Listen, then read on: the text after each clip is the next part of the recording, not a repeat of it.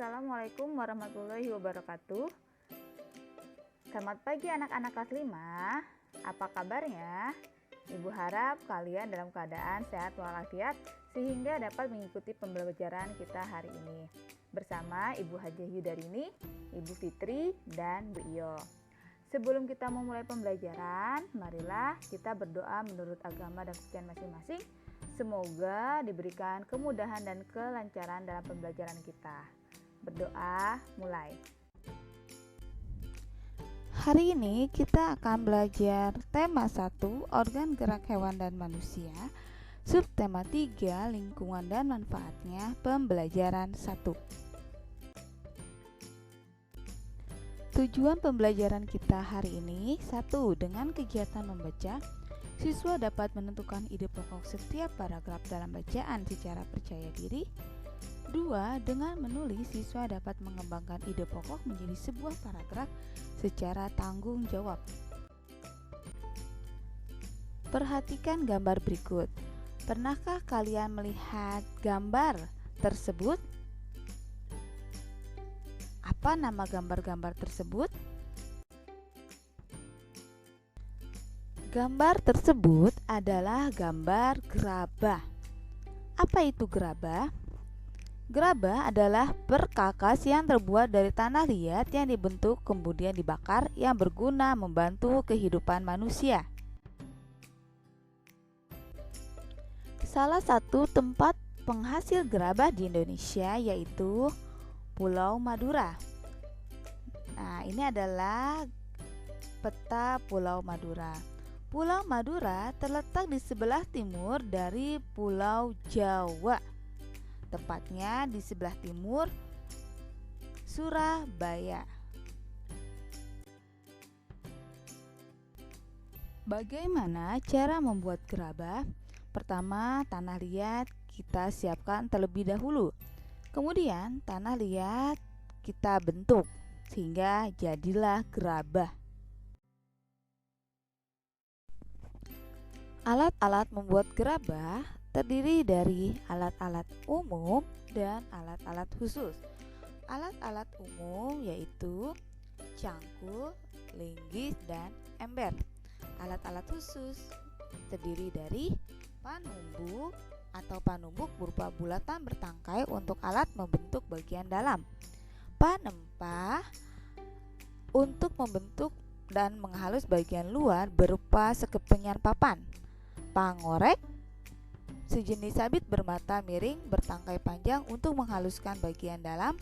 Penyambungan wadah air untuk menetesi gerabah dengan secari kain agar mudah dihaluskan. Pangelet secari kain untuk membentuk bibir gerabah. Pangajakan sejenis nyiru untuk ayakan pasir. Pangabuan tempat abu. Panompal alat menyisikan abu dari pembakaran. Werkower atau galah berujung kawat lengkung. Pamotong sejenis pisau atau kawat pemotong tanah liat. Dan pungku alat untuk pembakaran gerabah. Adapun proses pembuatan gerabah dilakukan dengan tahapan-tahapan yang harus dilakukan secara berurutan. Proses pembuatan gerabah tersebut sebagai berikut. 1. Menyiapkan bahan berupa tanah liat. 2. Mengaduk tanah liat dengan dicampur air. 3. Setelah jadi adonan, diambil perbongkahan untuk dibuat bentuk kasar. 4. Dengan menggunakan kain pangelet, bibir atau pinggiran bongkahan dibentuk sehingga bulat melingkar. 5. Bila yang dibuat sejenis periuk, maka ketika pinggiran atau bibir sudah jadi, lalu diangin-anginkan. Baru kemudian membuat bagian perut yang terpisah dengan bibir. Kemudian setelah jadi, perut dan bibir disambung dan diperhalus. 6. Bila yang dibuat bertelinga atau bertangkai, maka dibuatkan telinga atau tangkai untuk kemudian ditempelkan atau digabungkan dan diperhalus. 7. Setelah halus dan diteliti kesempurnaannya, kemudian dijemur atau dibakar hingga benar-benar kering. 8. Langkah akhir setelah kering adalah dibersihkan. Namun, untuk beberapa daerah ada yang masih menyempurnakan dengan cat yang berasal dari lumpur. Nah, anak-anak, mari dibuka bukunya halaman 124. Mari kita membaca teks yang berjudul Gerabah dari Pulau Madura. Salah satu warisan kaya budaya yang sangat tua, luas penyebarannya, dan mampu bertahan hingga sekarang adalah gerabah, yakni barang pecah belah dari tanah bakar yang dibuat secara tradisional. Gerabah juga dikenal dengan sebutan tembikar. Gerabah konon sudah dibuat manusia sejak mereka hidup menetap dan mulai bercocok tanam beberapa ribu tahun sebelum tahun Masehi. Dan kini kita dapatkan di seluruh pelosok Nusantara, tidak terkecuali di Pulau Madura. Pada situs-situs kebudayaan dan purbakala banyak dijumpai gerabah atau tembikar yang difungsikan sebagai peralatan atau perkakas rumah tangga dan untuk keperluan peribadatan serta penguburan mayat. Gerabah yang paling sederhana dibuat dan dibentuk hanya menggunakan tangan dengan ciri adonan yang kasar, dan bagian-bagian gerabah tersebut masih dipenuhi oleh jejak-jejak jari. Selain itu, bentuknya kadang tidak simetris. Tidak terkecuali di Pulau Madura, gerabah dibuat dengan difungsikan sebagai peralatan sehari-hari masyarakat setempat yang dilakukan secara tradisional seperti apa yang dilakukan oleh para pendahulunya.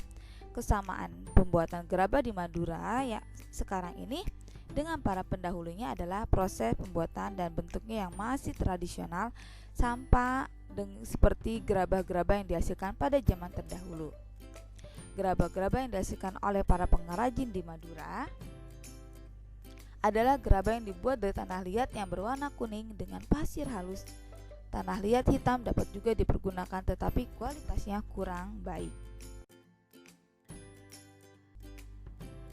Buka buku temanya halaman 127. Tugas kalian, silahkan kalian temukan ide pokok pada paragraf 1, 2, 3, 4, dan 5. Silahkan ditulis di buku BDR kalian. Kalian sudah bisa menentukan ide pokok dari sebuah bacaan. Sekarang tugas kalian adalah kembangkan ide-ide pokok berikut menjadi sebuah paragraf.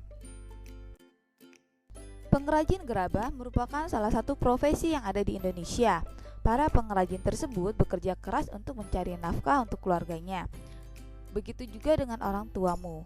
Walaupun memiliki profesi yang berbeda, tetapi tujuannya sama, yaitu mencari nafkah untuk menghidupi keluarganya. Lalu, bagaimanakah caramu untuk membalas kerja keras orang tuamu? Silakan kalian tuliskan di buku BDR kalian ya. Nah, mintalah kepada orang tuamu untuk menceritakan profesinya. Kemudian, kalian catat dan susun menjadi sebuah cerita yang menarik. Selamat mencoba ya. Demikian pembelajaran hari ini. Terima kasih. Ibu akhiri dengan kata wabillahi taufiq wal hidayah. Wassalamualaikum warahmatullahi wabarakatuh.